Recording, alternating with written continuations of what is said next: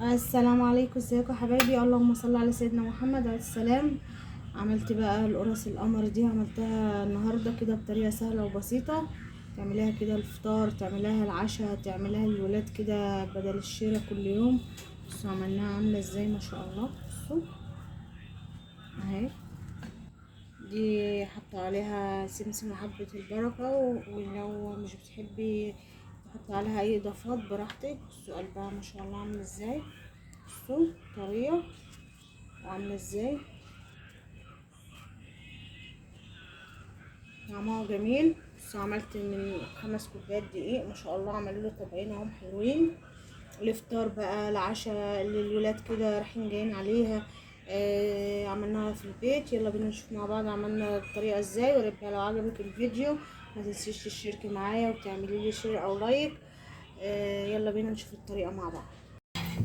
هنعمل بقى مع بعض قرصتين كده للفطار، العشاء، اي حاجه.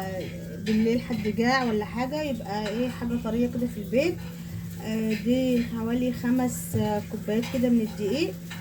معايا هنا كوبايه كده من الحليب او اللبن رايب بقى، قاطع معاكي زي ده كده الموجود عندك. هحتاج هنا كوبايه كده ميكس ما بين الزيت والسمنه، سمنه وزبده، الموجود عندك براحتك، المتاح عندك ماشي. هحتاج هنا بقى معلقه كبيره من السكر، وهنا معلقه من الخميره، وهنا رشه من البيكنج باودر، وهنا ربع معلقه صغيره من الملح. ادي المكونات الجافه كده، ايه، حطيناها مع بعض اهي. ايه، نقلبها كده مع بعض، مش اسهل من كده.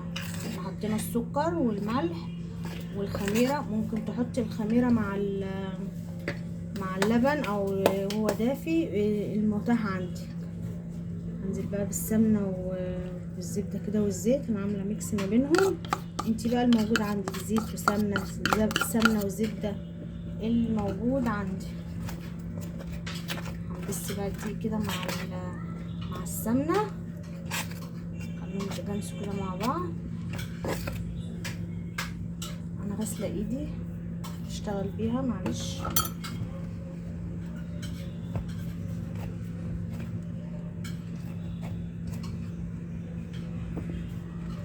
بصوا عشان ما اطولش بقى عليكم، هبسه حلو كده دي مع السمنه والزبده وارجع لكم. كده بسيت دي، بصوا بالسمنه اهو معايا اهو.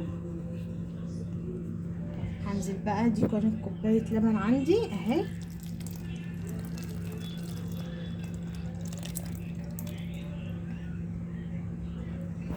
دي كانت كوبايه لبن كده عندي قطعه اهي.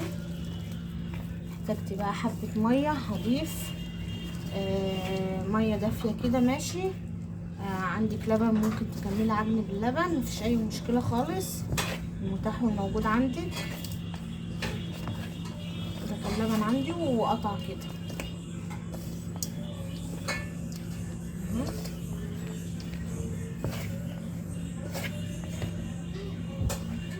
هلم بس العجينه كويس وارجع لكم. بصوا ده نص كوبايه ميه اهي اهي.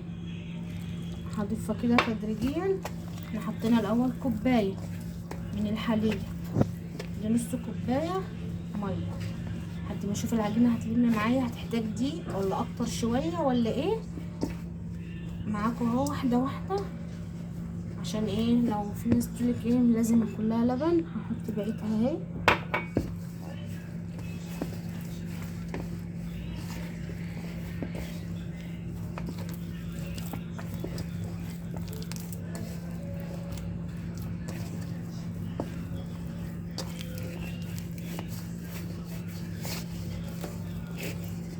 شكلها كده مش هتحتاج معايا ميه تاني. هحاول بقى المها خالص اهي. بصوا لسه طريه اهي تحت ايدي، يعني عايزه بس تتلم، عايزه ايه احطها على الرخامه والمها كويس وارجع لكم. مش هضيف لها ميه، ولا ضفت لها هقول لكم. بصوا كده العجينه كده لمت معايا ما شاء الله اهي. دي معلقه كده من القشطه، عندك ماشي، مش عندك خلاص. دي اخر حاجه هنزل بيها. عايزه اقول لكم معلقه القشطه دي بتخلي القرص طريه في حته تانية، بتخلي ريحتها جميله، طعمها جميل. يعني انا عايزه اقول لكم يعني ما شاء الله بتخلي الطعم ايه، مميز. دي من وش اللبن، انا كنت عامله لبن وبعدين طبعا وش اللبن، فده كان اخر لبن كده عندي غلياه اهي، فشلت وش اللبن وخليته. دي بقى ايه هخليها اخر حاجه كده عشان تفضل ريحه القشطه في قلب القرص اخر حاجه اهي. بصوا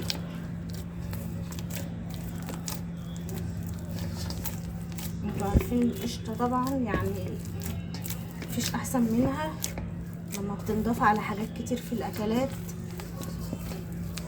زي الرز المعمر وزي الفطير وزي المعجنات الطريه، وممكن على وش صينيه مكرونه لو ما عندكيش جبن، بتدي طعم ونكهه حلو.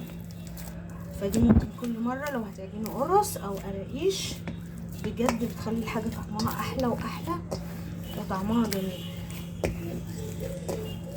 كده انا خلصت كده العجينه اهي معايا اهي، بصوا عامله ازاي اهي. هحاول بقى المها اكتر واغطيها واسيبها تختمر ونقرصها وارجع لكم.